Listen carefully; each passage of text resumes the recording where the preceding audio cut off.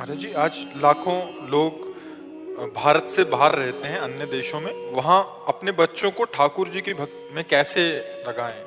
समस्या तो है क्योंकि वातावरण का प्रभाव पड़ता है। जैसे सर्दी है तो सबको पड़ रही ना। रसेंद्री जनेंद्री के भोगों की प्रधानता के खेल ज्यादा है। अब वहां के मिट्टी में ही संस्कार हैं, ऐसे होता ना भाई। जैसे हमको एक बार चित्रकूट हम भ्रमण करते हुए गए तो एक परिचय के संत है, उन्होंने ले जाकर एक आसन पर हमको लिटाया और 3-4 संत बैठ गए।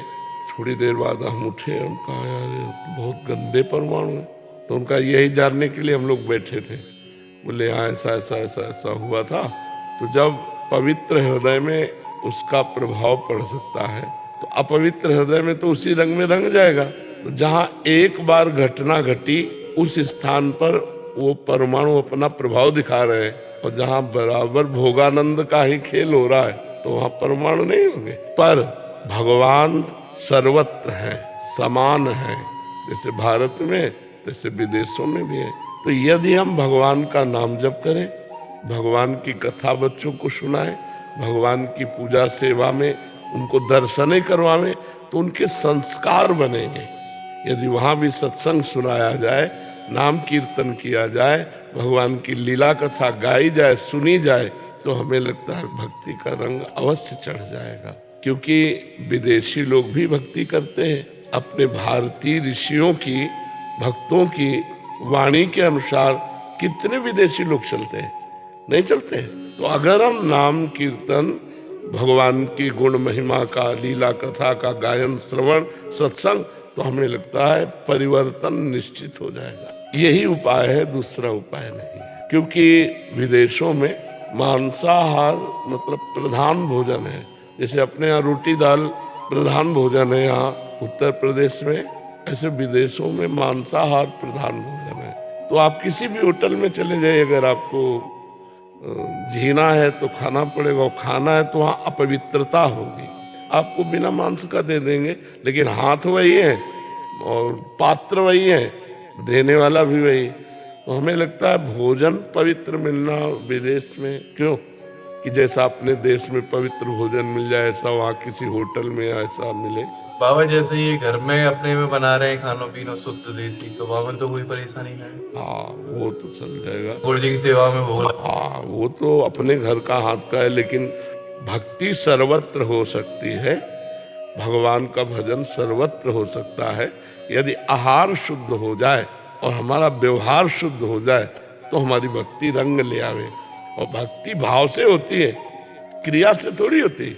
मान लो क्रिया में आपने बहुत 56 भोग लगा दिए, भाव आपका ठीक नहीं, अहंकारी है, तो हमारे भगवान एक भी दाना नहीं पाएंगे। और आपने बाजरे की रोटी सूखी और नमक रख दिया और आंखों से आंसू, तो भगवान पूरी पा जाएंगे। और भाव ही एक सार है। भाव से मुझको भजे तो बहुत से बेड़ा पार है। भाव बिन सुनी पुकारे मैं कभी सुनता नहीं, भाव पूरित टेर ही करती मुझे लाचार। भावोत्सवेन भजताम रस काम धेनुम तम राधिका चरण रेणु महामिस्मरा। भोगेश्वर प्रसक्ता नाम तया प्रहत चेतसाम व्यवसायत्मिका बुद्धि समाधो न विधीयते। जिनका चित्त भोगों में फंसा है, ईश्वर रुपये में फंसा है, वो कभी भगवत भजन करने की सोच भी नहीं सकते। क्योंकि इतना मलिन चिंतन है कि वही होगा। भजन का मतलब माला घुमाना नहीं होता, भजन का मतलब चिंतन करना होता है। अगर हमारे चिंतन में जैसे काम ही नारी प्यारी जिम लोभी जिम प्रिय दाम तिम रघुनाथ निरंतर प्रिय लागो में। भजन का मतलब प्रियता, राम राम राम राम राधा। तो चाहे एक माला हो, बहुत जोर का माला हुआ, अब 21 माला घूम गए, पता नहीं कब गुड़िया कहाँ से कैसे सकिल गई, तो उससे फिर वो बात नहीं बनेगी। नहीं तो हमें लगता है आहार शुद्धि हो और आचरण शुद्धि हो, त्रिभुवन में कहीं भी हो भक्ति की जा सकती है। अगर हमें सत्संग सुनने को मिले, हरि नाम जपने को मिले, भगवान की कथा वार्ता, तो इसी से भक्ति का रंग आ जाता है। कंठी बांधो या न बांधो, अगर राम राम कह रहे तो राम जी को प्राप्त होगे, राधा राधा कह रहे तो मंगल ही होगा। तो भजन प्रधान रखो, ठीक है, नाम जप जरूर करते रहो। भक्ति को क्या है, आज पाखंड रूपी रोग लग रहा है। गंदे आचरण भी करेंगे, गंदा खान पान भी करेंगे, गंदा व्यवहार कर, कुछ नहीं होता इससे। अगर आप रोगी हो तो आपको परहेज पहले देखना पड़ेगा। दवा से ज्यादा परहेज काम करता है। तो अगर हम परहेज शास्त्र के अनुसार नहीं चल रहे हैं तो रंग नहीं आएगा, अनुभूतियां नहीं आएंगी, जो दिव्यानुभूतियां। भाई अगर अनुभूतियां अंदर नहीं आई तो आप मन को नहीं रोक सकते। बिना निज सुख बिन मन होई की थीरा।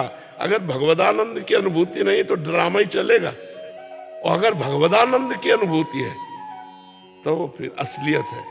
बिन विवेक वैराग्य भक्ति बिन सत्य न एको मानो, भगवत विमुख कपट चतुराई सो पाखंडे जानो। भक्ति को पाखंड रोग ग्रसित कर रहा है।